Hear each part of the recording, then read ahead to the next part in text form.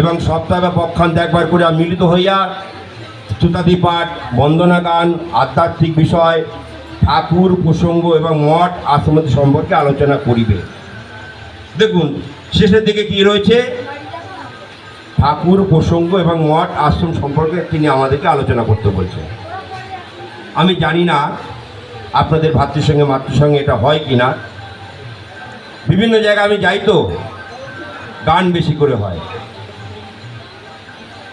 কিন্তু ঠাকুর প্রসঙ্গ, গুরুদেব বলছেন ঠাকুর প্রসঙ্গ এবং মঠ আশ্রম সম্পর্কে আলোচনা করা, তাহলে আমরা তাকে জানবো কি করে,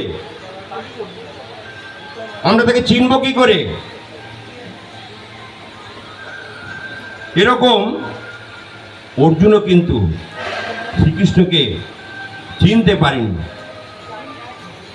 যখন শ্রীকৃষ্ণ তাকে বিশ্বরূপ দেখিয়েছিলেন তখন তাকে চিনতে পেরেছিলেন। তখন তিনি ভয় বলছিলেন তাহি তাহি রব করে, মাধব তুমি আমার আবার সেই পুরনো রূপে ফিরে আসো, আমি তোমার এ রূপ আবার সহ্য করতে পারছি না।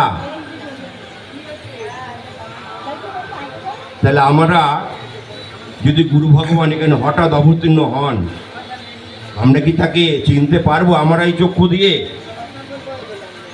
আমাদের তো চিত্তটাই শুদ্ধি হয়নি। তাহলে আমাদের চিত্তশুদ্ধি করতে হবে। সাধন পথে প্রথম পয়েন্ট হচ্ছে চিত্তশুদ্ধি। চিত্তশুদ্ধি না হলে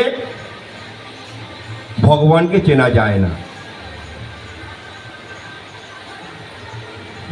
আমাদের গুরু গীতা দেখবেন রয়েছে, শিব পার্বতীকে বলছে এই জগতে গুরুবিহীন কিছু সত্য নাই, এই কথা মনে দেবে জানিয়ে নিশ্চয়।